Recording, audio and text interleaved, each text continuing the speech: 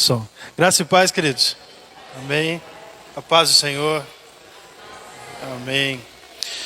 Queridos, abra sua Bíblia em Hebreus, capítulo 11. Já vou liberar vocês para sentar. É uma alegria imensa estar com vocês de volta aqui. Estivemos ano passado com 13 semanas, 13 sextas-feiras aqui com o pastor Zaqueu, ministrando sobre escatologia. E era um outro contexto, num outro momento que a gente estava vivendo, né? No auge da pandemia, no meio, né? no olho do furacão, como dizem. E estou feliz de estar aqui de volta. Quando o pastor Zaqueu me mandou uma mensagem me fazendo convite para estar aqui, eu falei, nossa, pastor, vai ser uma honra para mim estar com vocês de novo lá. Ministrando hoje sobre Abel, falando sobre os heróis da fé. Hebreus capítulo 11, verso 4, que diz assim: pela fé, Abel ofereceu a Deus maior sacrifício do que Caim, pelo qual obteve testemunho de ser justo, tendo a aprovação de Deus quanto às suas ofertas. Por meio dela, também mesmo depois de morto, ainda fala. Amém? Pode tomar o seu assento? Vou pegar aqui minha colinha. Confesso a vocês que fazem 23 anos que eu prego a palavra. Comecei a pregar o evangelho mais ou menos com os meus 15 anos. Depois você faz as contas. Fazem 23 anos que eu prego a palavra. E eu nunca tive a oportunidade de falar sobre Abel. 23 anos pregando, pastor, nunca preguei uma mensagem sobre Abel. Já ministrei sobre Caim. Inclusive tem uma mensagem no YouTube que eu ministrei chamada Síndrome de Caim. Depois você procura lá. E eu falo sobre por que Deus colocou uma marca em Caim e disse para Caim assim: olha, você vai ser fugitivo e errante pela terra. Mas pela primeira vez eu vou falar um pouquinho sobre Abel, sobre esse herói da fé, citado em Hebreus. Eu queria falar sobre por que Deus escolheu Abel. Queria que você pensa nessa pergunta. Por que Deus escolheu Abel? A Bíblia fala que Abel e Caim levaram uma oferta. Deus atentou para a oferta de Abel, mas não atentou para a oferta de Caim.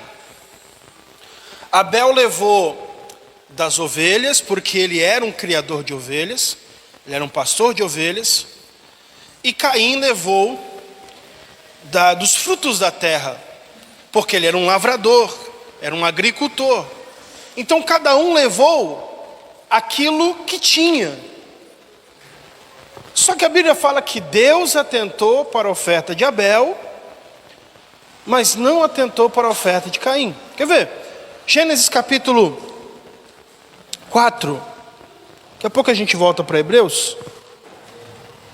Gênesis capítulo 4.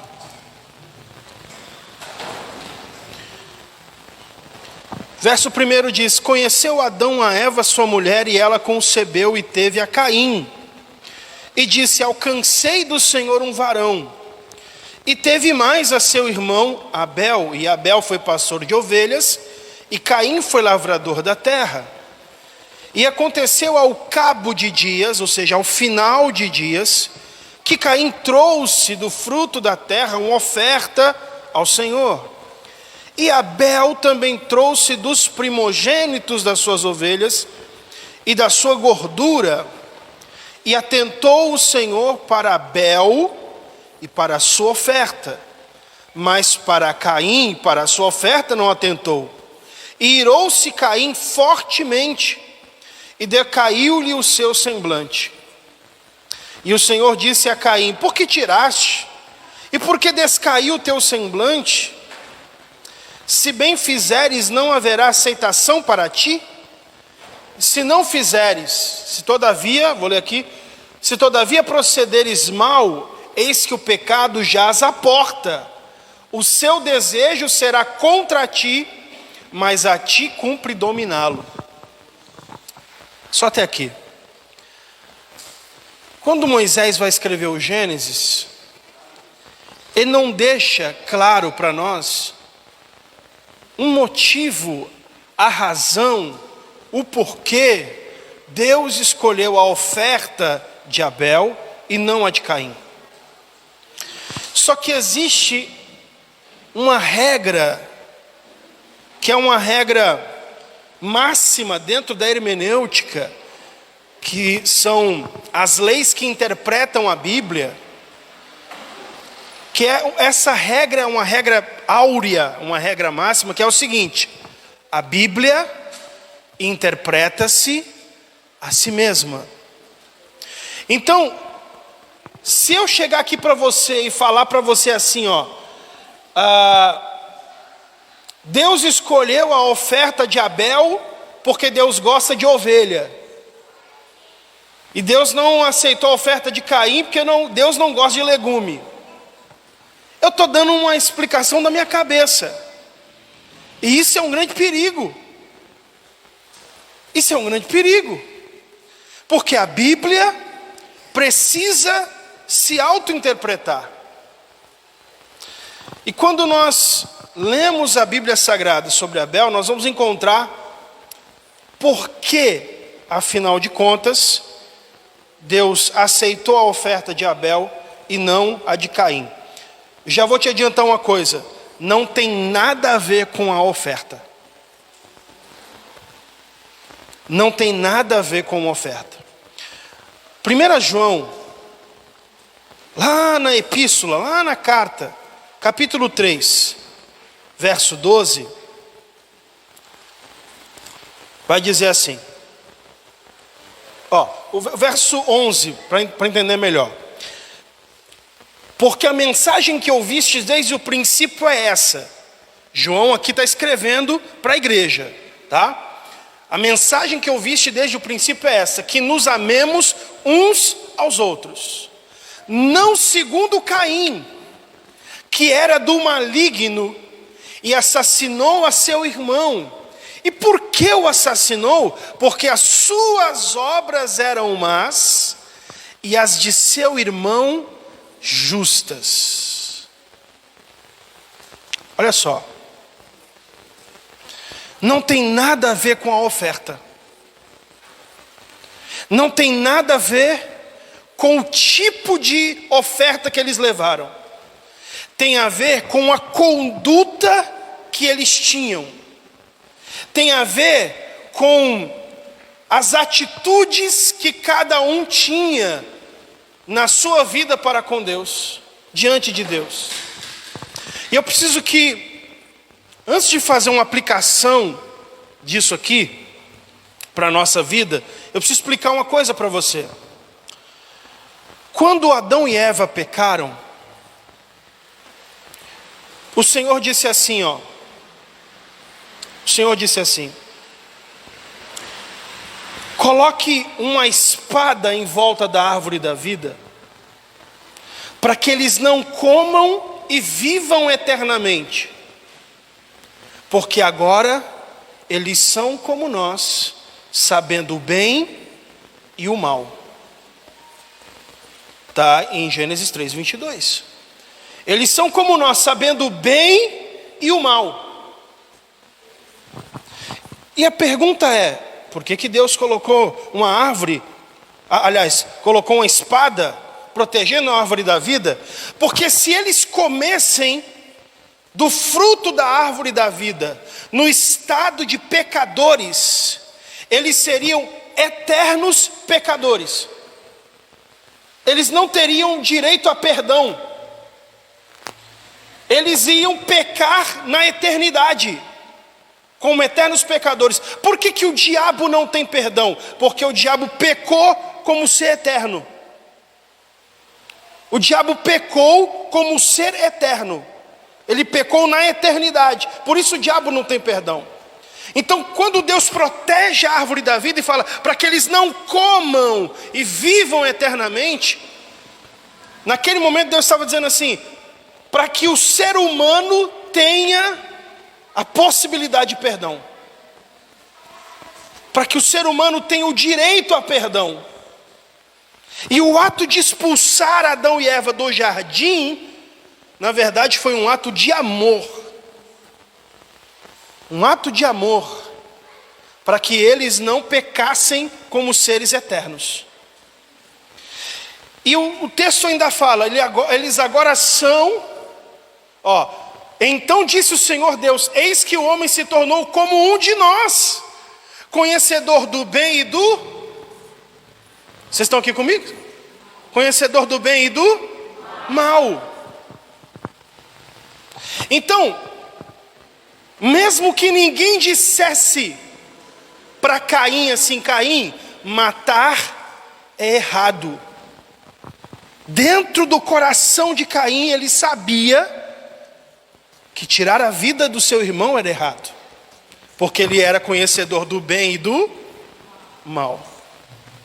O homem agora é conhecedor do certo e do errado.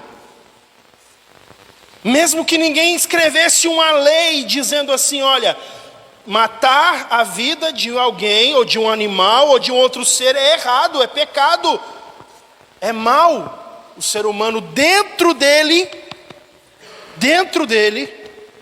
ele sabe o certo e o errado. Quantos estão me entendendo? Então o que João vai nos dizer lá na carta, lá na epístola, é que as obras de Caim eram obras más. As atitudes de Caim eram atitudes más, erradas. E as obras de Abel, as atitudes de Abel, eram atitudes corretas, justas. Por isso ele é chamado de justo. Justo. Hebreus, capítulo 11, verso 4. Pela fé, Abel ofereceu a Deus maior sacrifício do que Caim, pelo qual teve testemunho de ser justo. Opa! Teve testemunho de ser justo. Por quê? Porque as obras que ele tinha eram obras de justiça. E nós estamos falando de uma época, de um período em que as pessoas eram justificadas diante de Deus pelas obras que elas faziam. As pessoas elas eram justificadas diante de Deus, inclusive elas eram salvas na eternidade pelas obras que elas faziam. Se a pessoa tinha obras retas, justas, se ela fazia o que era certo, ela era justificada diante de Deus. Ela tinha o testemunho de que era uma pessoa justa. Em Gênesis capítulo 6, versículos 7 ao 9. Não vou nem mais abrir, eu vou esperar a ajuda de vocês aí, tá? Gênesis 6, verso 7. Disse o Senhor: farei desaparecer da face da terra o homem que criei, o homem e o animal, os répteis e as aves do céu, porque me arrependo de os haver feito. Verso 8. Porém, Noé achou graça diante do Senhor. O que significa graça? Favor. Noé achou favor de Deus. Deus olhou para Noé e falou: vou usar esse rapaz aqui. Esse rapaz é diferente. Verso 9. Eis a história de Noé. Noé era homem justo e homem íntegro entre os seus contemporâneos. Tem outra versão que fala, na sua geração, Noé andava com Deus. Nós estamos falando de uma época onde o homem era justificado diante de Deus pela sua conduta, pelas suas atitudes de justiça. Noé recebeu o favor de Deus porque era homem justo. Ninguém precisava dizer para Noé: Noé, fazer isso aqui é errado. Noé, tirar a vida do próximo é errado. Noé, roubar algo de alguém é errado. Não, porque o ser humano sabia dentro dele o que era o certo e o errado, o bem e o mal. Tanto que Abraão, um dia quando Abraão recebeu a visita dos anjos, com a notícia de que iriam destruir Sodoma e Gomorra, porque as atitudes dos habitantes e moradores de Sodoma e Gomorra tinham chegado diante de Deus, e Deus falou: basta, vou destruir tudo. Aí Abraão olha para Deus, representado nos anjos, e faz a seguinte pergunta: Senhor, destruirás tu o justo com o ímpio? O Senhor vai usar a mesma medida que o Senhor usa para o ímpio, também para o justo? E ele fala assim: Senhor, se lá na cidade tiverem 50 justos, o Senhor pouparia a cidade por amor dos 50? Entende? Ou seja, o padrão diante de Deus, para ser aceito, para ser justificado, era a conduta, as atitudes, as ações que cada um tinha. Então, quando Abel vem trazer uma oferta para Deus, Deus ele olha não para a oferta, Deus ele olha para o ofertante. Ei, não é a qualidade da oferta, não é o tamanho da oferta. Para Deus, o que importa não é o que a gente oferece. Para Deus o que importa é o que está dentro de nós. É a nossa intenção. É a nossa conduta.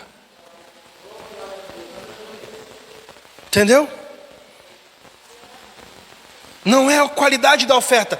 Isso é tão verdade que um dia Jesus estava lá no templo, sentado assim, ó, vendo as pessoas virem trazer as ofertas no gasofilácio e depositar a oferta. E ele viu as pessoas colocando dinheiro. Jesus estava olhando as pessoas colocar o dinheiro. E ele viu uma viúva pobre que colocou 2 pequenas moedas. E ele chega nos discípulos e fala assim: essa mulher, ela entregou mais do que todas as outras pessoas juntas. Porque para Deus o que importa não é a quantidade, o que importa é o ofertante. É o ofertante. Por isso um dia Jesus falou assim: olha, quando você for trazer uma oferta ao Senhor e te lembrares que você precisa se reconciliar com o teu irmão, não é a oferta que é mais importante, é a tua atitude. E falou assim: deixa a oferta de lado, vai até o teu irmão, se reconcilia com o teu irmão, e depois você vem e traz a tua oferta.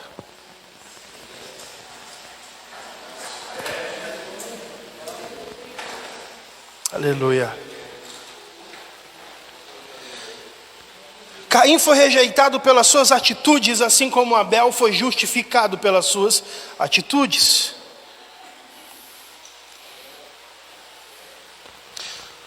Agora veja bem, É possível. É possível. Nós temos o exemplo de Abel. Nós temos o exemplo de Noé. É engraçado que Abraão, eu sei que vocês ouviram aqui uma mensagem sobre Abraão. Abraão, ele não foi um homem justo.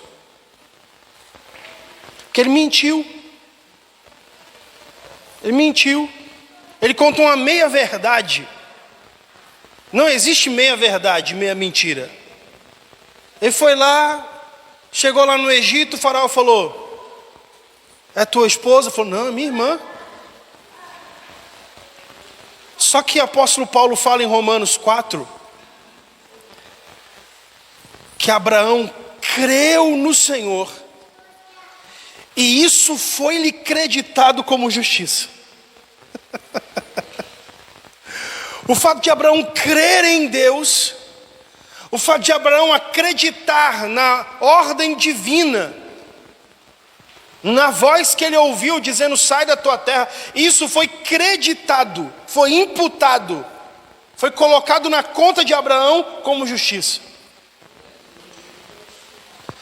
Hoje nós temos a graça de Deus. Cristo morreu na cruz do Calvário. E hoje nós não somos mais, preste atenção nisso aqui, hoje nós não somos mais salvos pela nossa própria justiça. Porque Paulo diz assim, que chegou um momento que Deus olhou para a terra e não viu um justo, nenhum sequer.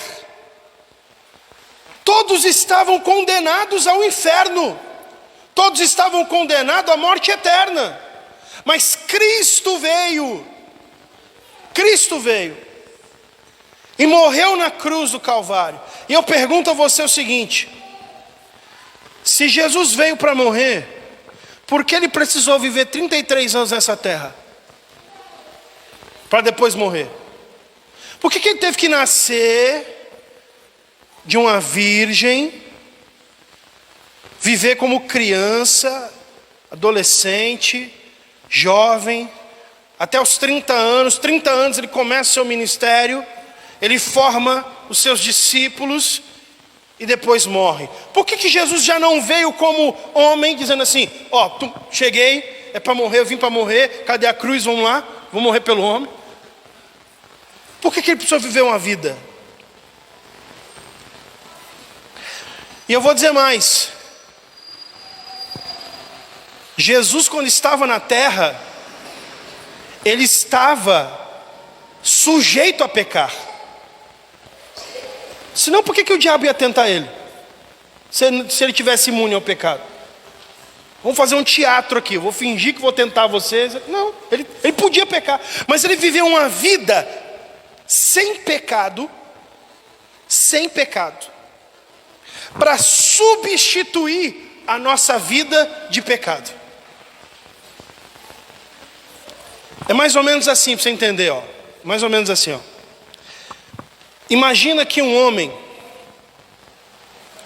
uns seus 70 anos de idade mais ou menos, viveu a vida inteira no pecado, mas viveu a vida daquele jeito, do jeito que o diabo gosta. Pintou 7, bordou 8, rasgou 9, mas viveu pecado, cometeu todo tipo de pecado. Aí esse homem agora está no leito de morte, ele está no hospital, no leito, já desenganado. Aí de repente entra lá alguém para evangelizar. Chega nesse homem e fala para ele assim: você aceita ao Senhor Jesus Cristo como seu único e suficiente Salvador? Você crê que Ele é poderoso para perdoar os seus pecados? E esse homem fala: eu creio, eu acredito. Então repita comigo. Ele faz uma oração de confissão de fé. Naquele momento, imagina o seguinte: imagina que o demônio está do lado assim da cama, assim, ó, esperando só ele morrer para levar ele para o inferno. Aí o homem faz a confissão de fé, o demônio fala: não acredito, mas não pode ser. Ele só viveu a vida inteira pecando, fez um monte de coisa errada. Eu levei ele para onde eu queria. Agora, só porque ele falou com a boca dele, ele agora vai para o céu? Ele agora vai ser salvo? Aí Deus fala assim, ó: o meu filho viveu uma vida inteira sem pecado para justificar a vida de pecado que ele teve, para substituir a vida de pecado que ele teve.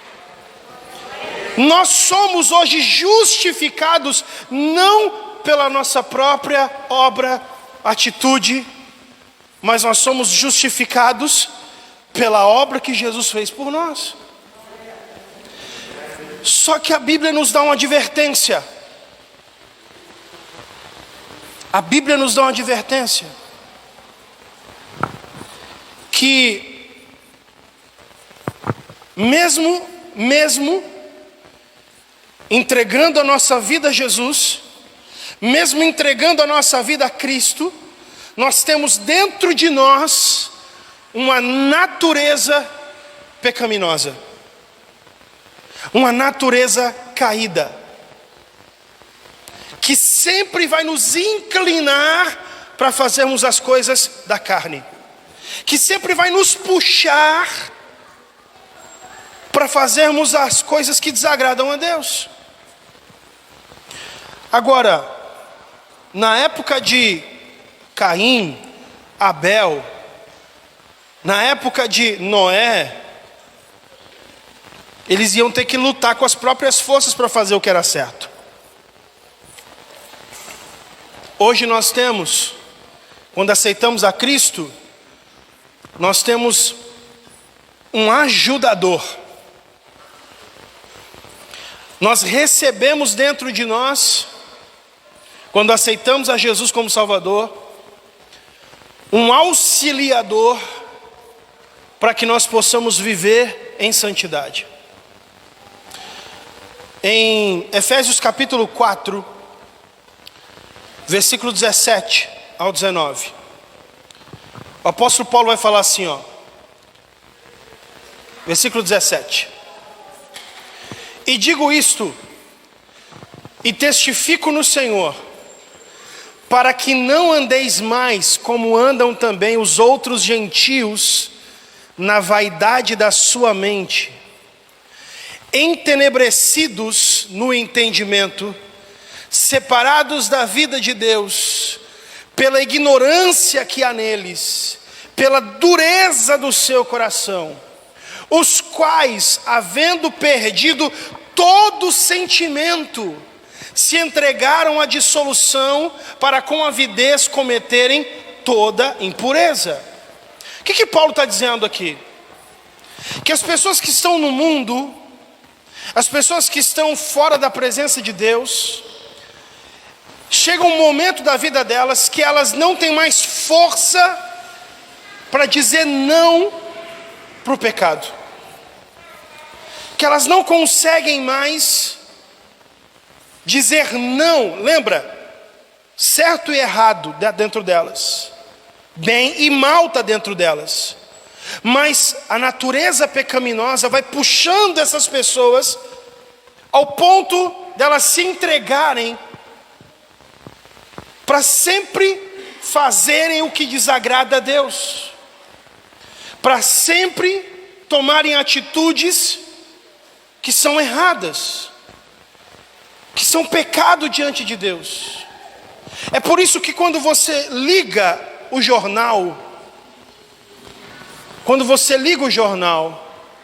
na sua casa, o que você vê é violência. Violência. Esses dias em algum lugar essa semana, os torcedores de um time se encontraram com um rapaz que torcia para o time rival, e simplesmente mataram um rapaz, linchado, porque o rapaz estava com a camisa do time rival. E a reportagem mostrou vários rapazes, vários homens em volta do rapaz no chão, chutando ele. O que faz uma pessoa? O que faz um ser humano tirar a vida de outro ser humano porque ele torce para um time diferente? A violência que a gente está vivendo.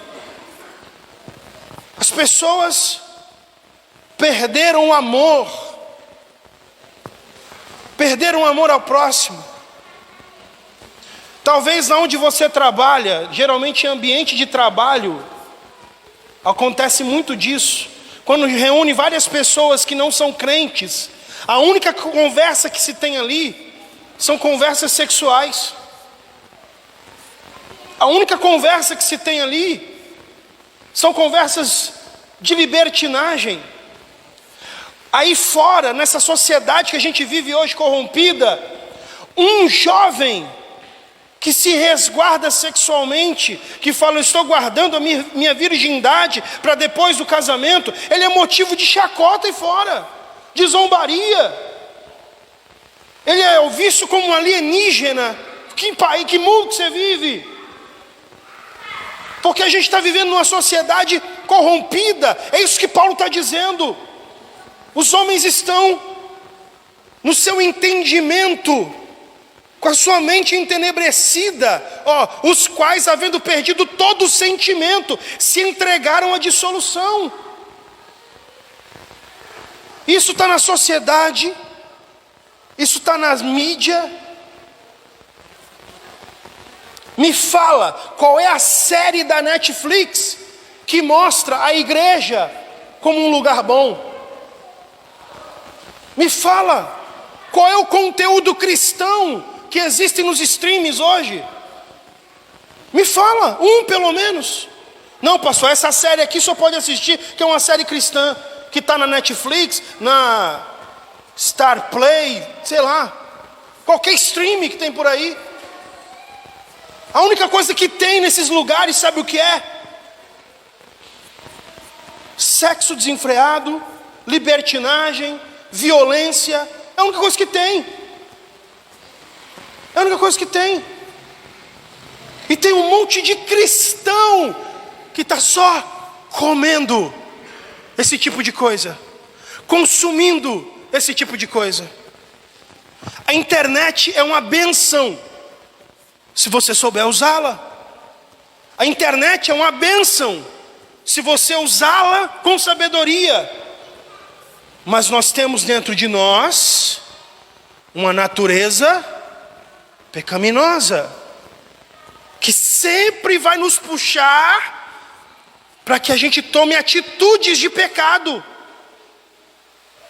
Só que Paulo está dizendo, olha, não sejam como os gentios lá fora. Nós não somos justos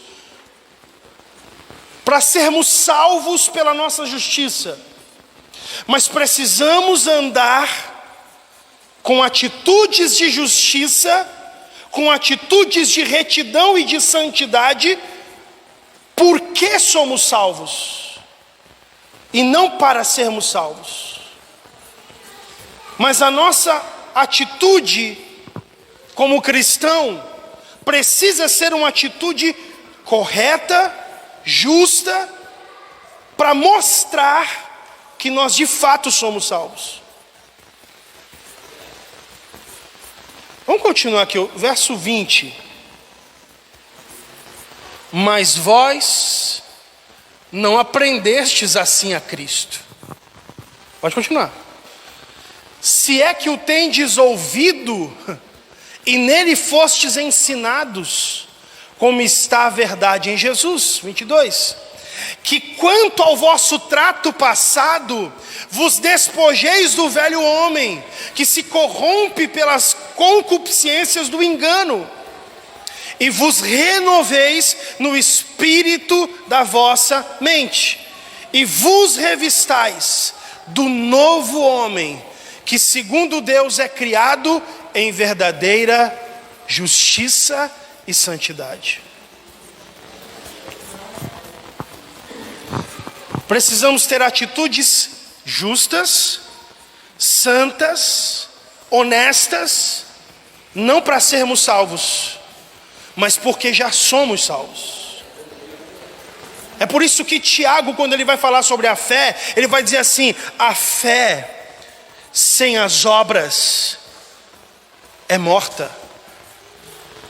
Você me diz que tem fé, ele fala, então me mostre a sua fé através das suas obras. Há muito tempo atrás, há muitos anos atrás, eu lembro de uma notícia, há muitos anos, de um pastor que ele trabalhava de chaveiro. Ele fazia cópias de chaves. Entendia tudo de ser chaveiro. E ele foi contratado para fazer um serviço numa empresa, para arrumar o cofre da empresa. E quando ele chegou lá, o dono da empresa mostrou para ele a sala do cofre. Falou: eu preciso que você arrume a fechadura desse cofre aqui, que eu não estou conseguindo abrir. E aí falou assim: quando você terminar, é só você me avisar. E o dono da empresa saiu e deixou o pastor. E o pastor começou a mexer e tal. Abriu o cofre e viu vários bolos de dinheiro. Deixa eu falar uma coisa para você. Tentação não é pecado. Sentir vontade de pecar não é pecado. O apóstolo Tiago fala assim, nós somos tentados pela concupiscência dos nossos olhos, que uma vez o pecado sendo consumado, gera morte. Enquanto está no campo da vontade, enquanto está no campo do desejo, é tentação. Quando vai para a prática, é pecado consumado. E a Bíblia fala que o pecado sendo consumado, gera morte. Naquele momento o pastor sentiu um desejo de quê? Ninguém vai nem notar. Tem tanto dinheiro aqui que ninguém vai ver. Não vai nem perceber. Ele pegou uns 2 maços daquele, colocou dentro da bolsa de ferramenta. Isso que ele não contava é que atrás dele tinha uma câmera que estava filmando tudo.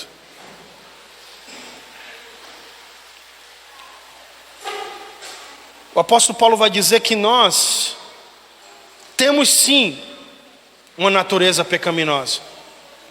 E quando recebemos a Cristo, o Espírito Santo entra dentro de nós e ele não mata a nossa natureza. Ele só dá um soco, puf, na nossa natureza, a nossa natureza cai. Pra você entender. Só que ele vai dizer o seguinte, que agora a nossa carne combate contra o nosso espírito, ou contra o Espírito Santo. E o Espírito contra a carne, para que não façais aquilo que quereis. E qual que é o segredo, pastor, então, para vencer a carne? Ele fala, Gálatas 5,16: andai em espírito, e não cumprireis as concupiscências da carne. Se você fortalecer o espírito, se você fortalecer o Espírito Santo em você, você tem força para subjugar a carne, para dizer não para o pecado. Mas se você alimentar a carne, você fatalmente vai dizer sim quando a tentação vier. O segredo para vencermos a nossa natureza pecaminosa é andarmos em espírito. E eu vou dizer para vocês, fazem 31 anos que eu sirvo ao Senhor. 31 anos. De 30 anos para cá, mudam-se as metodologias, mudam-se os hinos, muda-se o estilo do culto, mas tem uma coisa que não muda. A gente só mata a carne com jejum, Oração. E a Bíblia para nos guiar.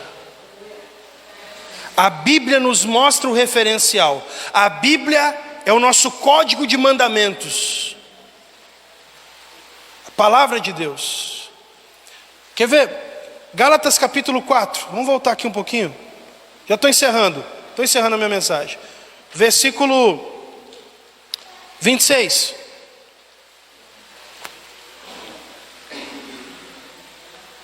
Quatro, 26.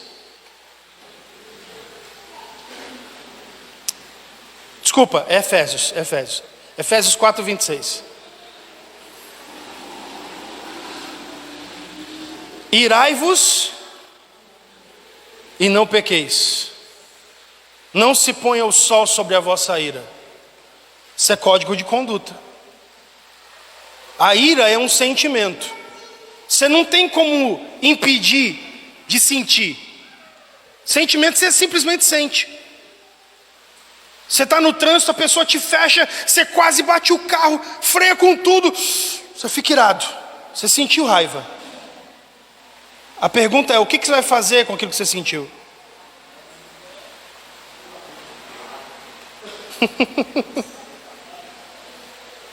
Se você alimentou o teu espírito, se você alimentou o Espírito Santo em você,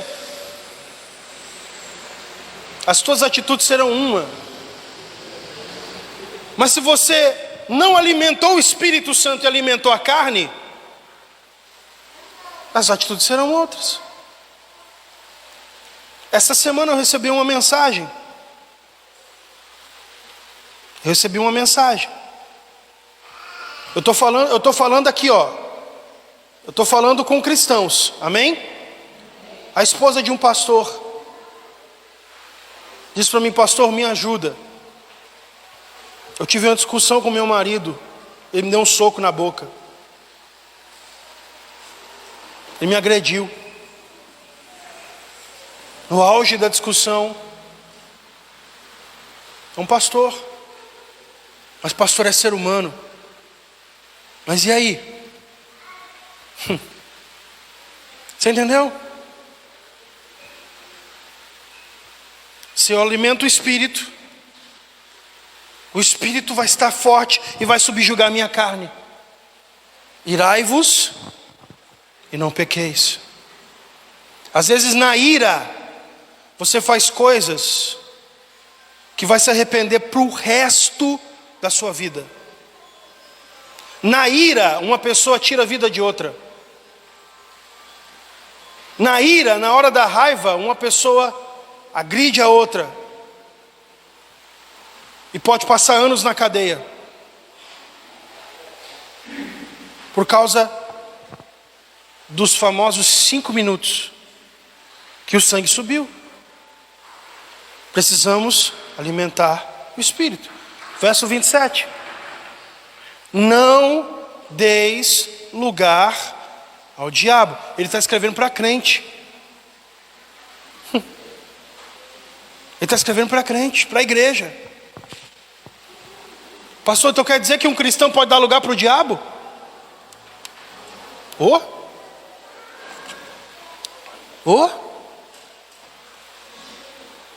Às vezes alguém que é cristão pode deixar a sugestão do inimigo vir na mente, o sopro do demônio vir na mente, às vezes para humilhar outra pessoa,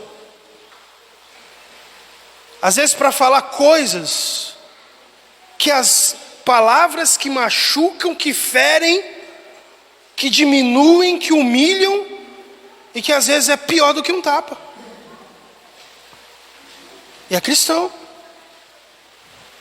Mas Paulo está dizendo: ó, igreja, não deis lugar ao diabo. A nossa conduta vai mostrar a fé que nós temos. Estou encerrando, 28. Aquele que furtava, não furte mais, antes trabalhe. Código de conduta. A pessoa antes era do mundo, para ela era normal Para ela era normal, ela estava na empresa, ela falava, vou levar isso aqui para minha casa, porque a empresa é rica. Vou levar isso aqui para mim. Para ela é normal. Pequenos furtos. Levava o que não era dela. Só que agora ela é cristã. E o código de conduta está aqui. Aquele que furtava, não furte mais. 29. Não saia da vossa boca nenhuma palavra torpe, mas só que for boa para promover a edificação, para que dê graça aos que a ouvem. A conduta que nós teremos vai dizer a fé que nós temos. Abel foi recebido por Deus na sua oferta, não pela qualidade da oferta, não pelo tipo de oferta, mas porque ele tinha obras justas. E eu vou encerrar dizendo o seguinte: Abel, ele é comparado na Bíblia com uma representação do Cristo. Ele é considerado na Bíblia como um tipo do Cristo. Hebreus capítulo 12, verso 24, vai falar assim: e a Jesus, o mediador de uma nova aliança, e ao sangue da aspersão que fala melhor do que o de Abel. O que significa isso? Abel, ele representa um inocente que é morto.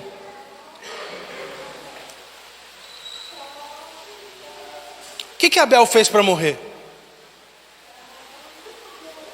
O que Abel fez para merecer a morte? Ele não fez nada. Abel foi morto pela inveja do seu irmão. Caim ficou doído. Caim ficou com raiva, se condoeu, porque Deus recebeu a oferta de Abel e não a dele. Aí Deus, a gente volta lá para Gênesis 4, Deus chega para Caim e fala assim: Caim, se você fizer o que é bom, olha aí, atitudes, se você fizer o que é bom, você não vai ser aceito? Agora, o pecado está na porta do seu coração, cabe a você dominá-lo. O pecado está na porta do seu coração, mas cabe a você dominá-lo. Você está com raiva, você está enciumado, você está com inveja, você está irado porque teu irmão foi aceito e você não. Mas você precisa dominar esse sentimento.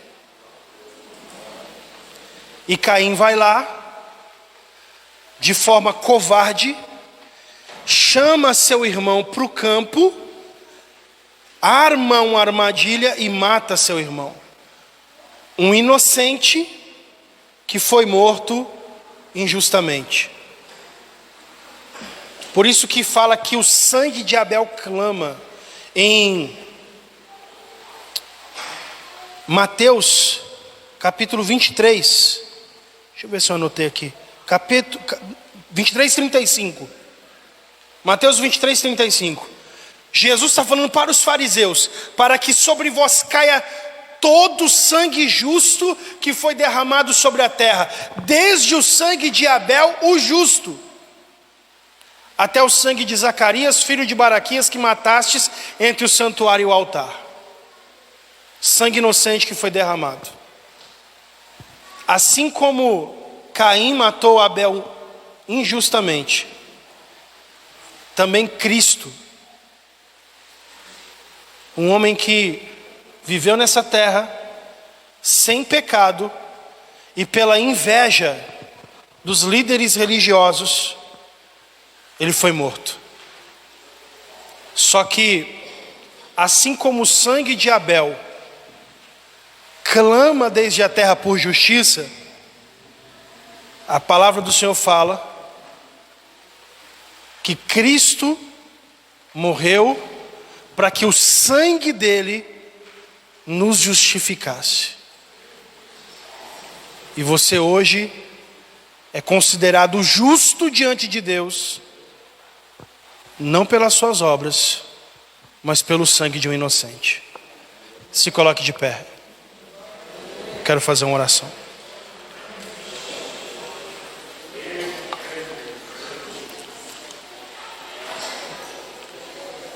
Eu espero de coração que você tenha entendido a mensagem.